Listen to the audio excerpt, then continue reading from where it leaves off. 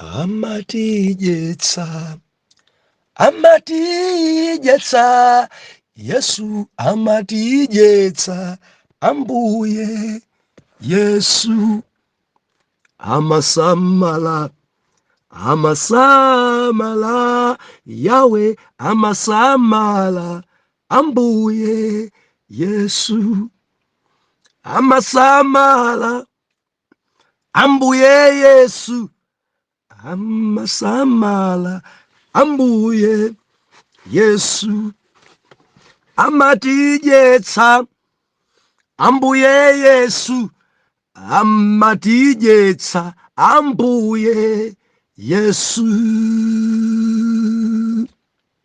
Ndikulandireni okondedwa omvera konse kumene muli. Henry K. Chale, mtumiki wanu, believer. Lero pa 9 April 2024, ulendo. Subtopic today, Yesu amatidyetsa. Exodus chapter number 16. Nkhani yaitali kwambiri kumapodzaza ni minofu. Mawotsogolera zinziri ndi mana. Ndiwerenge mojowa ni nkhani yodziwika iyi. Ndipo anachoka ku Elimu ndi khamu lonse la ana a Israeli linalowa m'chipululu cha Sini, ndicho pakati pa Elimu ndi Sinai, tsiku la 15 la mwezi wachiwiri atatuluka m'dziko la Igupto. Ndipo khamu lonse la ana a Israeli linadandaulira Moses ndi Aaroni m'chipululu, nanena nawo ana a Israeli, ha!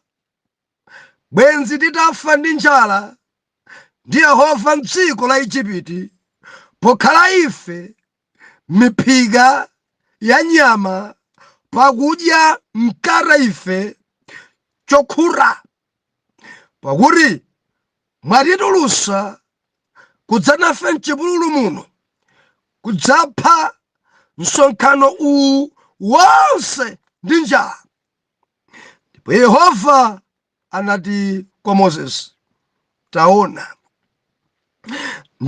ndidzavumbitsira inu mkate wodzera kumwamba, ndipo anthu azituluka ndi kuola muyeso wa tsiku pa tsiku lache, kuti ndiwayese ngati ayenda m'chilamulo changa kapena ayi.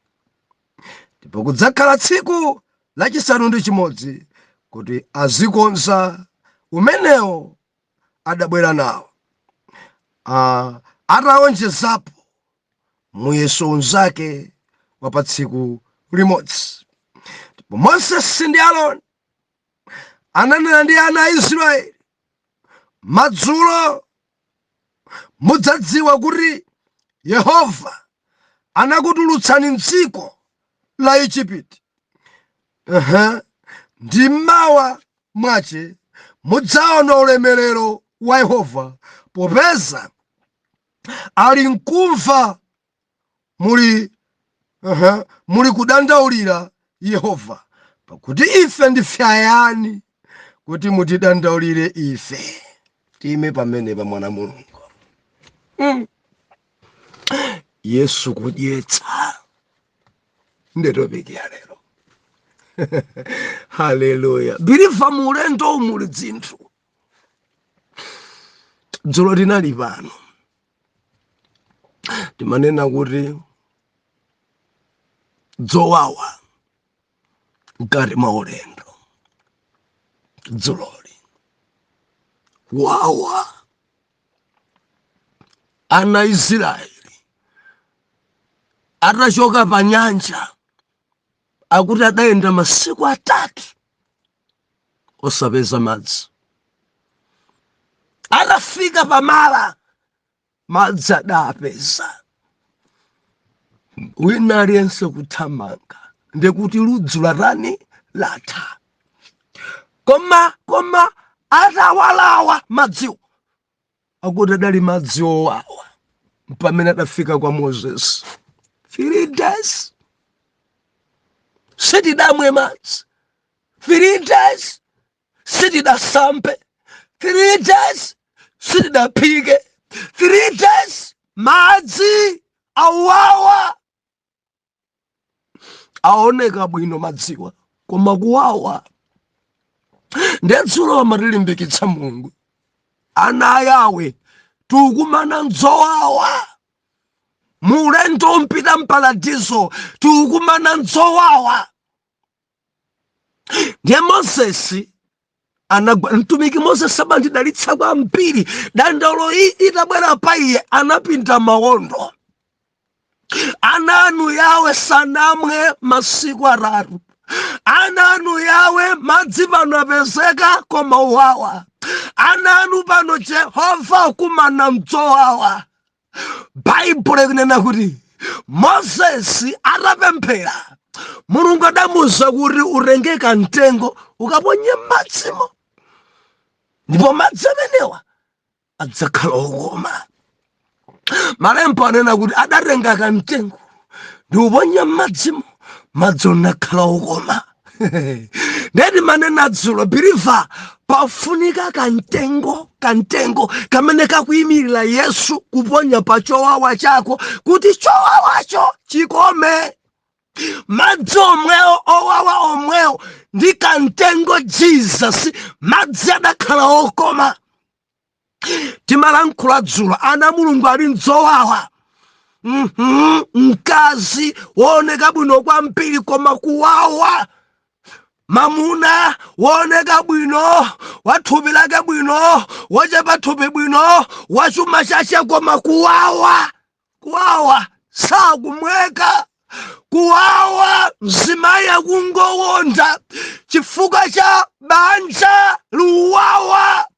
Ntchito iwawa, ministry dzukupweteka dzuwawa. Now pasoweka kantengo Yesu kuti dzowawa zomwezo zikhale zokoma. Believe ni mafrandi kutsimikizire. Sitikufunanso kusakasaka nyanja ina.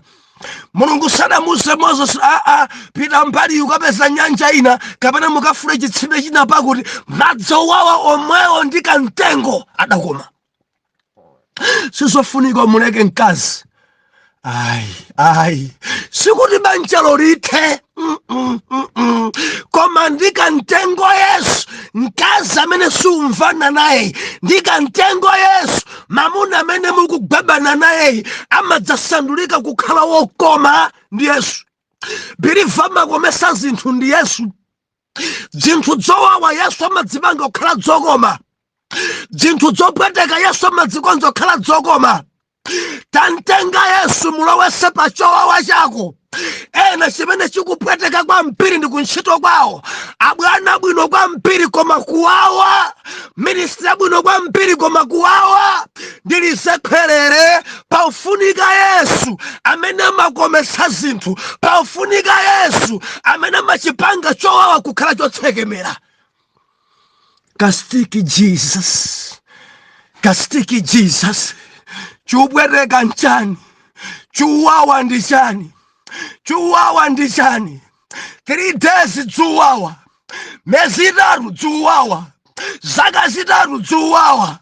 Pafunika kantengo Yesu kusakanisa kuponya pamene chowawa chidzakhala chokoma.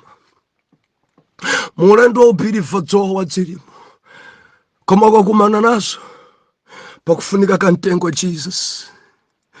Kantengo Jesus. Kantengo Jesus amene amakometsa. Wina tabusa kunchito. Abusa bwananga ine abwananga kuwawa. Ntchito yava mwamba koma kuwawa. Kuwawa. Ndili babanja inde koma kuwawa. ndiri kunja kwa dziko langa, koma kuwawa paufunika kastiki Jesus, kastiki Jesus. Dzuwawa pitani kwa atumiki afotokozereni, abusa dzuwawa musamona chonchi na bandai, dzuwawa pafunika kastiki Jesus, kastiki Jesus. Dzuwawa inde, dzuwawa musalekane ngakhale dzikuwawa, usachoke ntchito ngakhale dzikuwawa, usachoke ministero ngakhale dzikuwawa. Mundimva kaya? Usachokapo, tenga kantengo Yesu, kantengo Yesu kamene kamasandulisa zowawa kukhala zotsekemera,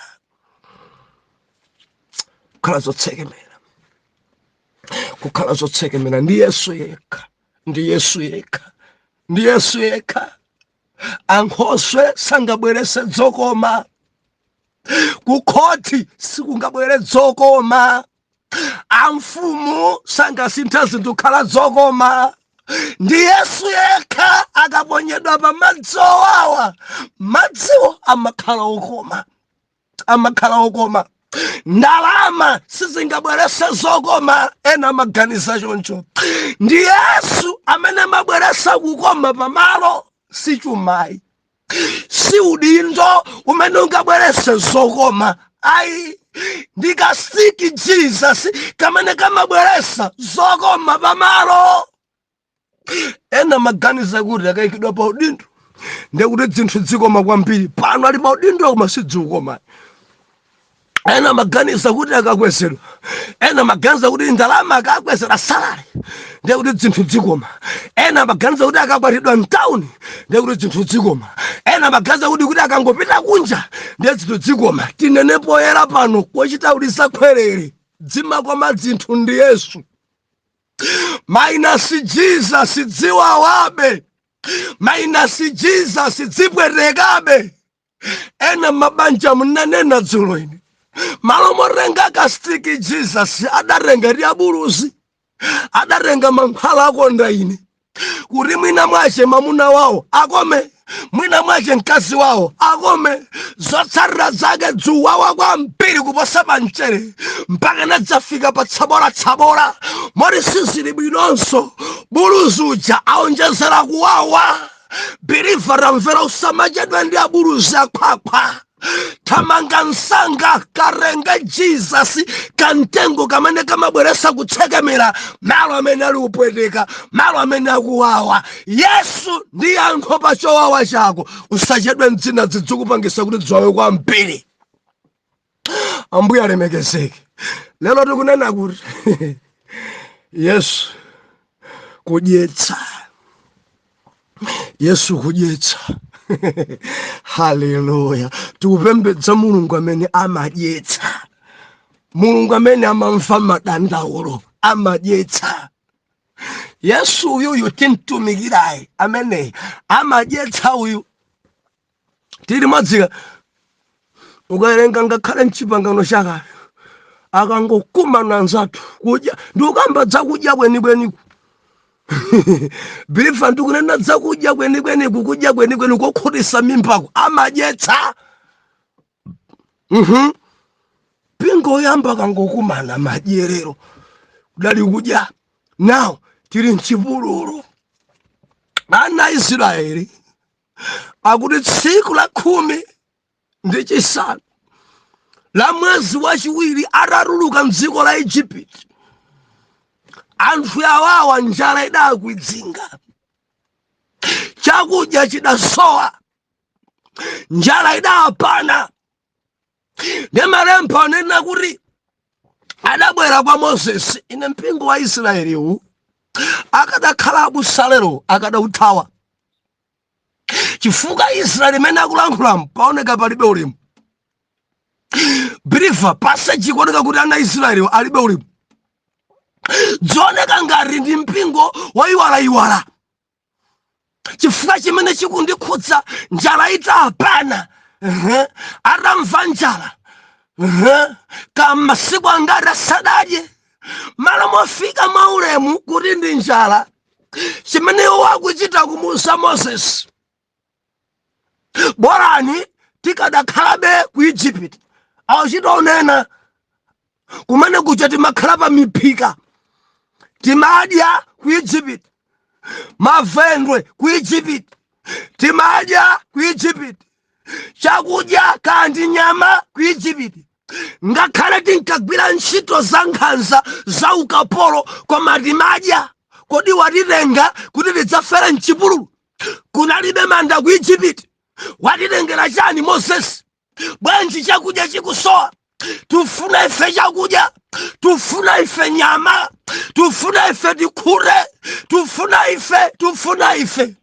Moses adayilandira dandauloyi asadamuze Yawe, akuti Yawe adamva ndi adamuza Moses. Moses tamvera, uza Israeli kuti adya. Haleluya. Anati ndivumbitsa nkare ndi nyama.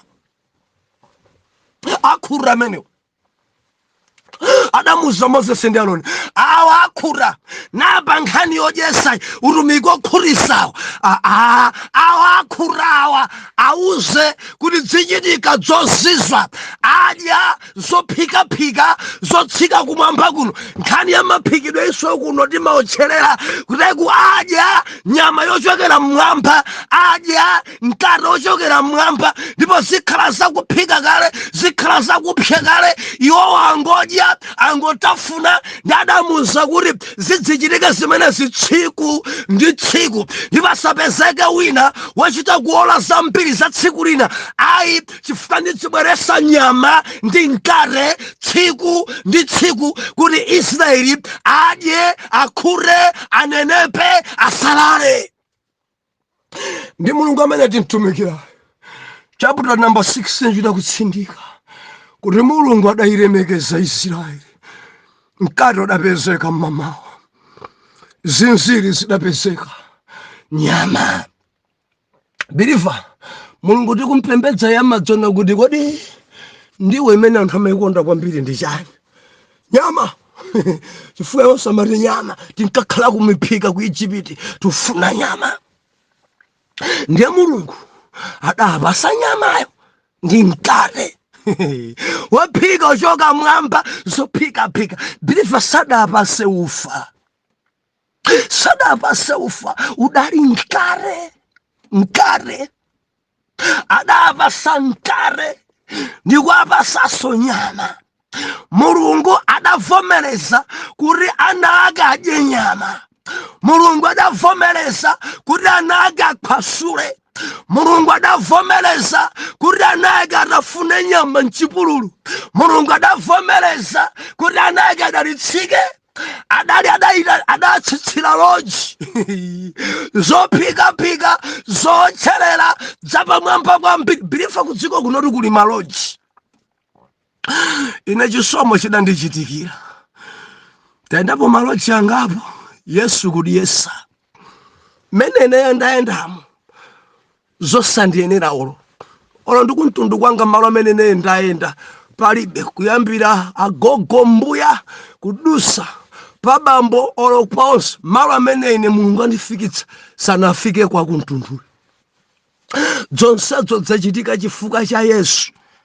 Believer, chifukwa cha Yesu amadyetsa Yesu amene. Yesu uyu amakufikisa malo ene iwe nkumanena kuti Ambuye zatheka bwanji. Nkumapeza anthu ali kumeneko iwe nkumadziyerekeza, umangoona kuti yes, awa ni magazi a Yesu basi pano sipadandiyenere. Believer, ndinenachi nchona daina ndili mulilongwe ena natitengera kusumali sumama ine nkumatsitsimuka malo ano ndilo jinso yotchuka. Ine ndinene pamene neyo ndaponda mwina mukhozanira imeneyo yasu sumama imene zilipo dzina palilongo. Ine ndafika umeneko wina kunga kuti tiyeni tikapanga lunch kumeneko malo apamwamba kwambiri nkumayang'ana nkumati koma Ambuye amene Yesu kudyesa kuchita khala palaini zakudya kamurengomo haleluya haleluya haleluya. Tupembedza mulungu amene amadyesa nyama tili madzi ndipitirizabe zamalowa. Mulungu amadyesa nyama ndinene pano mukadya nyama suchimo, koma ndi mapolotoko achipembedzo china. Padziko pano zipembedzo zili bwirikiti, zipembedzo maina ambirimbiri azipembedzo kudziko kuno. Pena ukamayang'ana mapolotokozi zikhoza kukutani kukuchedwesa. Chipembedzo china mudzapeza nchometa mpala amanena kuti ukasunga tsitsi ndi tchimo. Chipembedzo china mudzachipeza koma usunga tsitsi ukameta mpala ndi tchimo. Chipembedzo china mudzapeza usunga ndefu kwambiri ukameta ndefu wachimwa.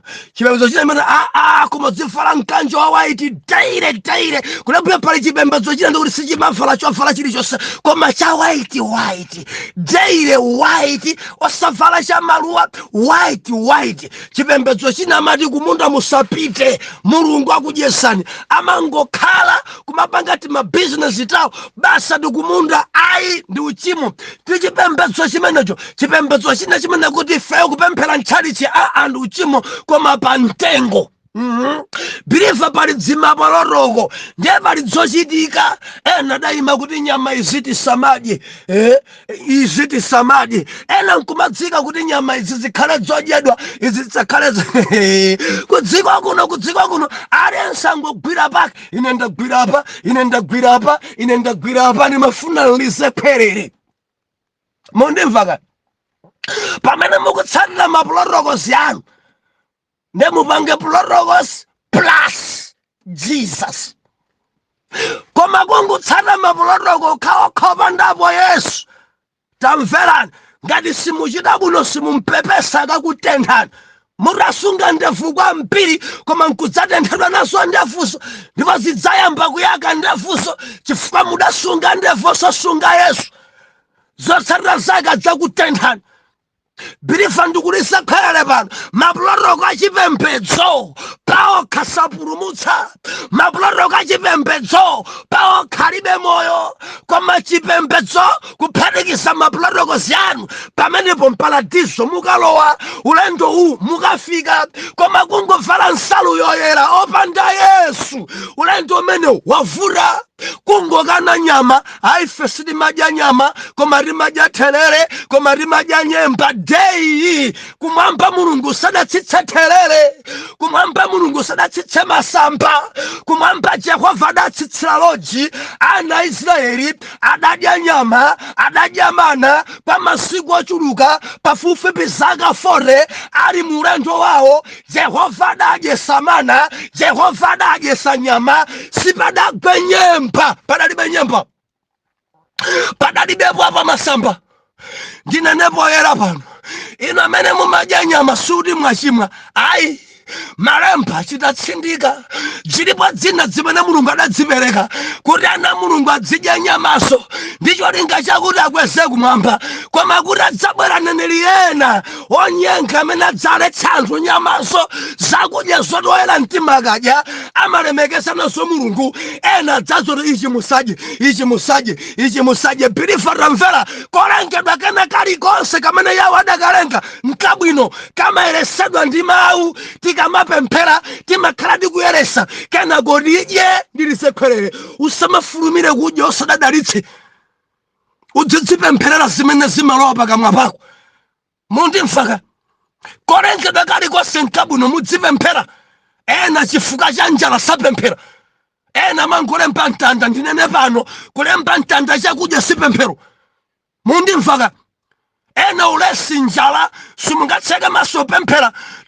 Timaseka nditochepa nkumana kuti amen muchidalitse chakudyachi muchiyeretse chakudyachi koma changu kwambiri kumangotenga mtanda kwe adakuzani ndani kuti kulemba mtanda ndi pemphero. Adakusani ndani kuti mukalemba mtanda pansima ndi kuti mwayeresa?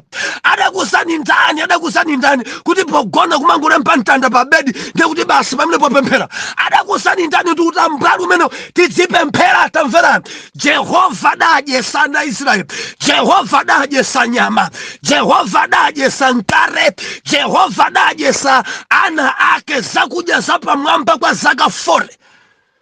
Nyama biliva adadya nyamawa, adidajidwa pani nyama. Oh, haleluya, haleluya. Yesu kudyesa. Tupembedza Yesu amene amadyesa. Muli bwanji na Mulungu? Yesu yuyu amadyesa. Ndamuona ine kundidyesa Yesu amene. Bilifa kudzikwa kuno kuli njala koma Yesu kudyesa.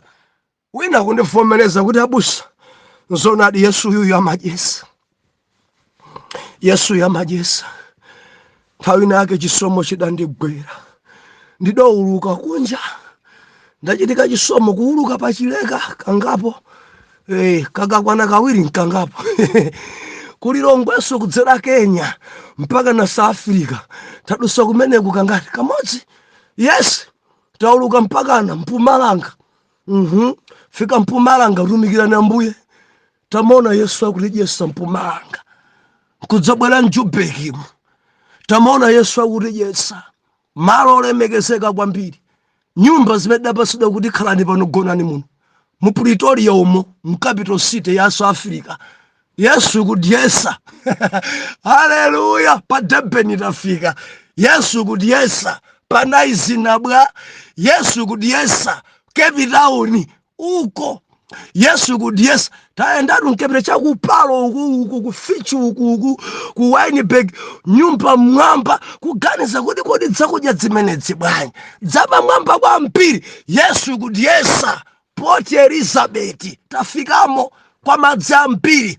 Kukwera kodi kuno zona kudzamba kudziyang'ana kaya kodi apa ndebwa ndi anadzadziwa pa interview ene manena kuti makonda kwambiri somba. Yesu kudyesa. Believe tupembedza Yesu amene amadyesa. Yesu amene amadyesa. Wina dapanikizika njala idankwidzinga pachoka chakudya osadziwa. Yesu kudyesa. Yesu kudyesa. Adabusa kwanuko pajamvula sidagwe kukutchuka kumeneko kuti mkwanjala kwambiri. Inde ndili kunsanje kwanjala kwambiri kumene sinigona njala. Yesu kudyesa. Haleluya. Abusa gulaniko ni chimanga. Abusa gulaniko ni ufa. Yesu kudyesa. Mulungu andithandiza. Pitani mukatumikire ku Blantyre. Ndafika mu Blantyre. Yesu kudyesa. Tafika mu Nzuzu. Yesu kudyesa. Tafika mu Lilongwe. Mulungu tikomera mtima nyumba za anthu akuluakulu mboma. Achale mabwera tabwerani ku. Haleluya. Kuewingo tafikako. Tafika kumeneko. Yesu kudyesa. Muli bwanji? Yesu kudyesa. Mpaka na nyumba za akuluakulu mboma. Meja Jeno khala nyumba mwawo. Masiku 7 tikulalikira mu Lilongwe. Yesu kudyesa. Galiva muli bwa. Tupembedza Yesu amene amadyesa. Kunzuzu uko zungulira Nzuzu yonse matauni onse olalikira ma Mulungu kudyesa Yesu. Muli bwanji umangochi malo apa mwamba kwa mpiri. Yesu kudyesa. Ati mukulankhula kale muli kuchitumbuka bwa chimene kusangalatsa. Yesu kudyesa. Kandi ukhoza ka.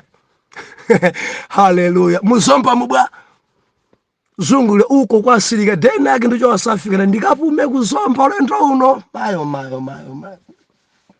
Pita kwa silikali uko. Pita chaku airwing uko. Anaena titieni pachawe. Mudapita ko kale Fanta ali pa 400, Musimu ali pa 200, mumukamone chaka chatha chomwechi.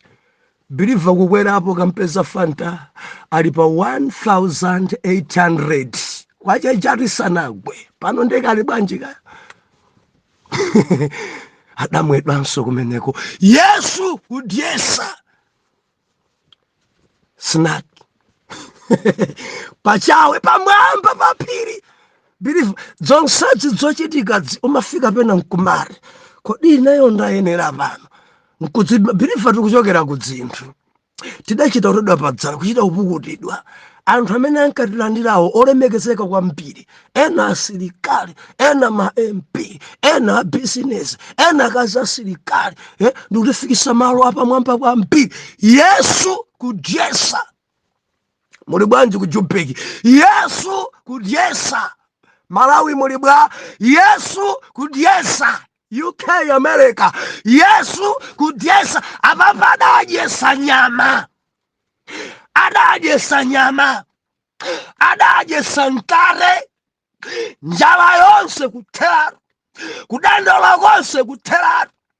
Yesu amene believe amakhuritsa uyu, Yesu amene believe amanenepetsa, Yesu uyu believe ati ukambatsa Yesu amene amakhuritsa, amakhuritsa. Haleluya.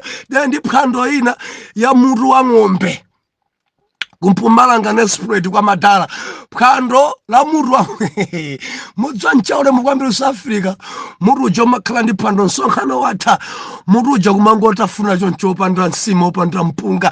Yesu kudyesa. Haleluya. Believe ndi ukamba ndi wina njala, Yesu timpembedza ya madyesa, muze mpembedze mfikire chakudya chasowa.